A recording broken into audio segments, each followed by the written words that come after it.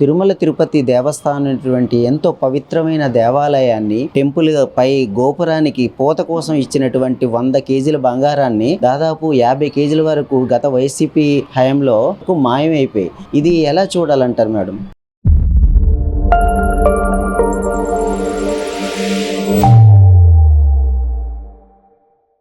మన తిరుపతి దేవస్థానం అండి అత్యంత ఆదాయ వనరు కలిగినటువంటి ఇన్స్టిట్యూషన్ అండి, సంస్థ అండి. రోజుకి 60,000 మంది 70,000 మంది లక్ష లోపు వచ్చినా కూడా 3.5 నుంచి 4 కోట్ల ఆదాయం వచ్చేటటువంటి సంస్థ అండి అది. భక్తులు భక్తి భావంతో ఉన్నా లేకపోయినా తిన్నా తినకపోయినా వాళ్ళకి కలిగిన దానిలో కానుకలు సమర్పించుకోవటం అనేది అనాదిగా జరుగుతుంది. అది భక్తి భావంతో చేస్తున్నారు భక్తులు. కానీ తిరుపతి దేవస్థానానికి వచ్చేటటువంటి పాలక వర్గాలు మాత్రం పైకి చెబుతున్నారు భక్తి భావం అని, కానీ చాలా భక్తుడు ఆయన, వెంకటేశ్వర స్వామి భక్తుడు, ఆయన బాగా దైవాలను నమ్ముతాడు, దేవుడిని నమ్ముతాడు, స్వచ్ఛీలుడు అని చెప్తారు. కానీ నేను చాలా మందిని గమనిస్తున్నాను. ఒకప్పుడు ఒక పెద్ద ఆయన ఒకటి ఆర్థిక లావాదేవీలే, ఆర్థిక దోపిడీయే జరిగింది చూసాం మనం.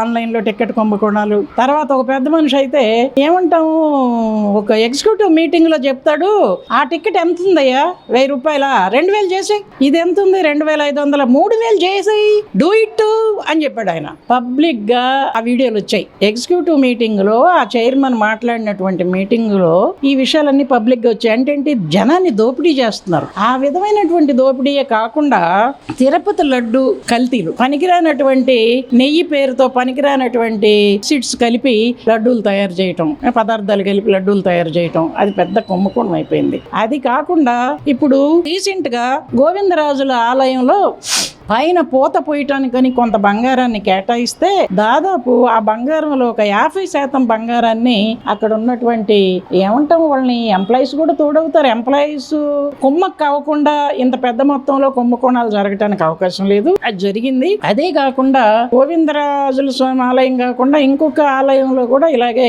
పెద్ద ఎత్తున గోపురం అంటే రెండు జరిగాయి. ఇక్కడ గోపురం పూతకని చెప్పేసి 50 కేజీలు బంగారం ఉపయోగిస్తామని చెప్పి వాళ్ళు పూత పూసిన తర్వాత జనరల్ గా ఒక పూత తాపడం పెట్టిన తర్వాత కొంత బంగారం తరుక్కు కింద పోద్ది. ఈ విగ్రహానికి తాపడం పెడితే తరుక్కు కింద బంగారం పోకపోగా ఎక్కువ వచ్చిందట తూకంలో. ఎక్కువ వస్తే ఎందుకు ఎక్కువ వచ్చింది, ఇక్కడ ఏదో ఫ్రాడ్ జరిగిందని డిగ్ చేస్తే మొత్తం కుంభకోణం బయటపడిపోయింది. మరి ఆ మధ్య అంతా డాలర్లు దొంగతనం చేశారు. ఎంతండి, $900 లేకపోతే $1000 చేశాడు, 70,000 90,000 అన్నాడు జగన్మోహన్ రెడ్డి. ఒక $900 దొంగతనం చేసినటువంటి వ్యక్తి దగ్గర నుంచి కంప్లైంట్ రాగానే సెక్యూరిటీ నుంచి $1,000 దొంగతనానికి 14 కోట్ల ఆస్తిని నేను రాయించాను కదా, మంచిదే కదా అంటున్నాడు.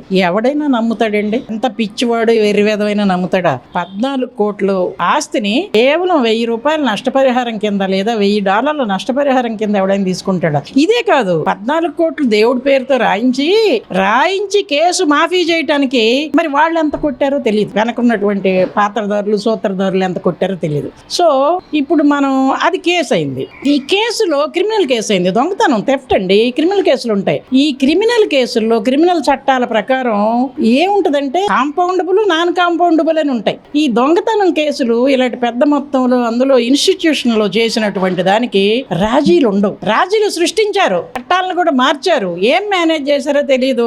ఈ లోక్ అదాలతుల్లో లీగల్ సర్వీసెస్ అథారిటీస్ ఉపయోగించుకొని మేనేజ్ చేసి అక్కడ సెక్యూరిటీ ఆఫీసర్ను కూడా మేనేజ్ చేసి, ఆయనకు అధికారం లేదు. ఆయనకే కాదు గవర్నమెంట్ కూడా రాజీ పడని కేసులను గవర్నమెంట్ కూడా రాజీ పెట్టడానికి లేదు. గవర్నమెంట్ రాజీ పెట్టాయి ఫాల్స్ కేసులు ఏమన్నా ఉంటే వాటిని రాజీ కాకుండా కేసులు ఎత్తేసుకుంటది అంతే తప్ప కాంపౌండబుల్ నాన్ కాంపౌండబుల్ కేసుల్లో విచక్షణ ఉపయోగించాలా. కానీ అక్కడ మరి వాళ్ళు రాజీ పెట్టి అంటే ఇంకా ఏదో ఉంది, డిగ్ చేస్తే ఇంకా ఎక్కువ వస్తుంది. అది డిగ్ చేసేటప్పుడు తవ్వుతుంటే విచారణాధికారిని చంపేసేటటువంటి పరిస్థితి. చంపేశారు అన్యాయంగా, ఒక విచారణాధికారిని చంపేశారు. విజిలెన్స్ ఆఫీసర్ అయినా చంపేశాడు. తెలియలేదు, ట్రైన్ నుంచి జారిపడి చచ్చిపోయినట్టుగాను, దొంగలు దోపిడీ చేసి తోసేసినట్టుగాను. ఎక్కడ ఎవిడెన్స్ లేదు. వీళ్ళు చేసేది ముఠా అరాచకాలు, ఎక్కడ ఎవిడెన్స్లు ఉండవండి. ఏం చేసినా కూడా ఎవిడెన్స్ లేకుండా చేస్తారు. దేవుడు సత్యవంతుడు కాబట్టి వెంకటేశ్వర స్వామి తన దొంగతనాలను బయట పెడుతున్నాడు. వీళ్ళకి లొంగటం లేదు దేవుడు. అప్పుడు అప్పుడప్పుడు అరాకొర బయటకు వస్తున్నాయి. వేరే కేసుల్లో, ఈ మర్డర్ కేసుల్లో ఎక్కడ ఎవిడెన్స్ లేవు కదా. ఆ రకంగా వాళ్ళు ఏంటంటే అంతం చేస్తున్నారు, సాక్షులను అంతం చేస్తున్నారు. జైలుకి వెళ్ళినా కూడా జైల్లో కూడా చంపగలిగినటువంటి సమర్థులు. దీని అంతటికి ఒకటేనండి, వ్యవస్థని పూర్తిగా భ్రష్టు పట్టిస్తున్నారు. ఈ మధ్యన వెళ్ళిపోయినటువంటి చైర్మన్ చాలా వాళ్ళ క్రిస్టియన్ బ్యాక్గ్రౌండ్ ఉంది, వెయ్యొద్దు అతన్ని పెట్టొద్దు అంటే లేదు లేదు, ఈయన స్వచ్ఛమైనటువంటి నిఖార్సైన వెంకటేశ్వర స్వామి భక్తుడు.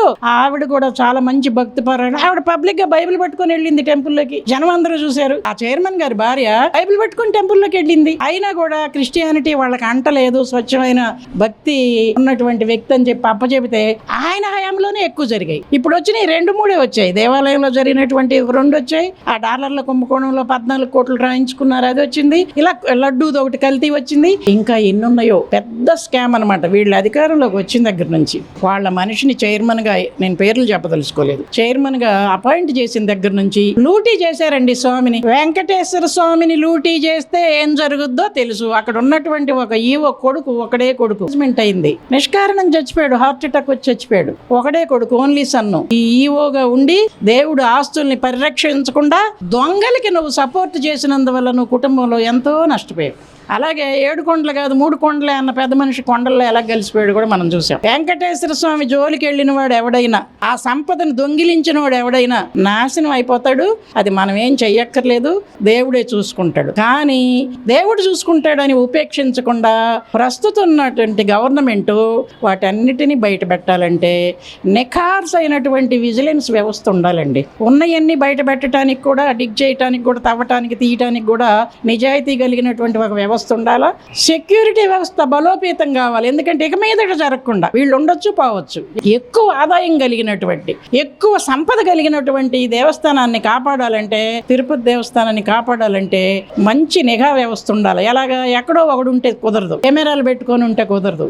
3 అంచెలు 4 అంచెలు ఉన్నటువంటి ఒక నిఘా వ్యవస్థను ఏర్పాటు చేసి ఒక చోట లోపం జరిగితే రెండో వాడు పట్టుకోవాలి, 3వ చోట పట్టుకోవాలి. ఇక్కడ అమెరికా దేశంలో ఒకసారి నేను ప్రయాణం చేస్తుంటే కారు ఏదో ట్రాఫిక్ వైలేషన్ అని ఆపాడండి. ఆపితే ఆ డ్రైవరు కొత్త, నేను ఇండియన్ని, నాకు తెలీదు, ఇది ఉంచండి అని ఏదో డబ్బులు ఇవ్వబోయాడు మా డ్రైవరే. వాడు నవ్వుతూ పోలీస్ కానిస్టేబుల్ చెప్పాడు, security, no sir my boss is watching here అన్నాడు. వాడికి ఒక కెమెరా ఉంది ఇక్కడ, బాస్ ఎక్కడో ఉండి చూస్తున్నాడు, వీడు ఒక రోడ్డు మీద ఉన్నాడు ఎక్కడో. కానీ మీరేం మాట్లాడుతున్నారో మన ఇద్దరు కన్వర్సేషను నా బాస్ చూస్తాడు, సారీ సార్ అని చెప్పి పైనేసి సెల్యూట్ కొట్టి వెళ్ళిపోయాడు. పైనేసి కూడా ఆపటానికి ఒక దండం పెట్టాడు, తను సో ఆఫీసర్ నన్ను పరిచయం చేసుకున్నాడు. అలాగే పెనాల్టీ వేసి కూడా ఒక సెల్యూట్ కొట్టి వెళ్ళిపోయాడు. అలాంటి నిఘా వ్యవస్థ, అలాంటి సెక్యూరిటీ వ్యవస్థ, నిజాయితీ కలిగినటువంటి వ్యవస్థ మాత్రమే తిరుపతి. దేవుడి మీద భారం వేయటమే కాకుండా, దేవుడు ఎలాగో చూసుకుంటాడు కానీ ఎప్పుడో ఏదో జరుగుద్దని కాకుండా, ప్రస్తుతం ఉన్నటువంటి పరిస్థితుల్లో నిఘా వ్యవస్థని మెరుగుపరచాలి.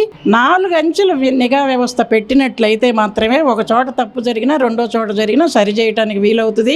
వెంకటేశ్వర స్వామికి రోజు 4 కోట్లు, 3 నుంచి 4 కోట్లు డబ్బు వస్తుంది, బంగారం ఇంకా అదనంగా వస్తుందంటే ఏమవుతుందో, ఏ ఆడిట్ చేస్తున్నాడో, ఎక్కడ పెట్టుబడులు పెడుతున్నారో, ఆ డబ్బు ఎట్టిపోతుందో మరి తెలుసుకోవాల్సిన అవసరం రాష్ట్ర ప్రజలకి, ఎవరైతే భక్తులు కానుకలు సమర్పిస్తున్నారో ఇష్టంగా ఇష్టదైవానికి, వాళ్ళకి చెప్పవలసినటువంటి బాధ్యత ఉంది.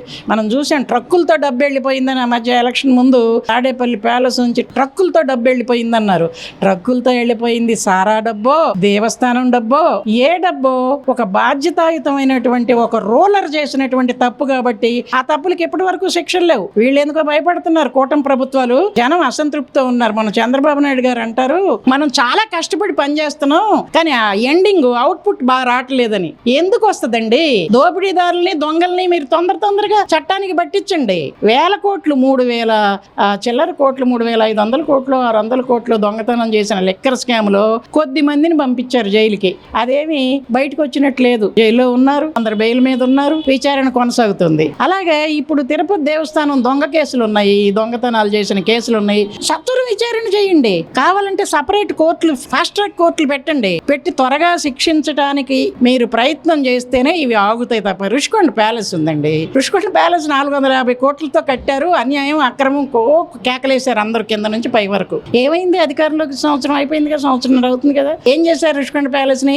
మీరేం చేశారో ఈ జనానికి తెలియదు కానీ మీరు చేసినటువంటి ఒక బ్లండర్ ముఖమాటం లేకుండా జనం చర్చించుకుంటున్నారు. ఏంటంటే అదే రుషికొండ ప్యాలెస్ ని ఆ 430-50 కోట్లు కట్టినటువంటి ఒక పెద్ద మనిషిని సిఆర్డిఏ కమిషనర్ గా పెట్టుకున్నారు మీరు. ఆయన మీద యాక్షన్ లేదు, రుషికొండ మీద యాక్షన్ లేదు, కట్టినోడి మీద యాక్షన్ లేదు. టూరిజం డిపార్ట్మెంట్ నుంచి ఆ ఫండ్స్ అంతా కూడా రిలీజ్ చేసినటువంటి వ్యక్తుల మీద యాక్షన్ లేదు. పైగా వాళ్లే భూములు కుంభకోణం చేస్తున్నారు అమరావతిలో కూర్చొని ఒక మంత్రి గారు అండదండలతో. ఇది జనం చెప్పుకుంటున్నారండి, నేను చెప్పడం కాదు. మేము పబ్లిక్ లో తిరుగుతాం, గ్రాస్ రూట్ లెవెల్లో వెళ్తుంటాం, స్లమ్ముల్లో తిరుగుతుంటాం. మీ అభిమానులవే, తెలుగుదేశం అభిమానులమే, కూటమి ప్రభుత్వానికి పనిచేసినటువంటి వాళ్ళమే మహిళలు తిరుగుతూ ఉంటే వాళ్ళు చెబుతున్నారు, ఎందుకమ్మా అది వీళ్ళని ఎందుకు చేయలేదు, వీళ్ళని ఎందుకు చేయలేదు, ఈ కేసు ఏమైందని మమ్మల్ని అడుగుతున్నారు. మేము జవాబు చెప్పే పరిస్థితి లేదు.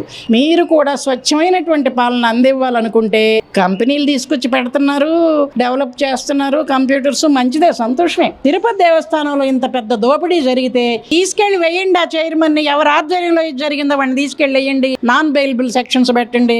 ప్రభుత్వానికి అవుట్పుట్ ఎందుకు రాదో చూద్దాం.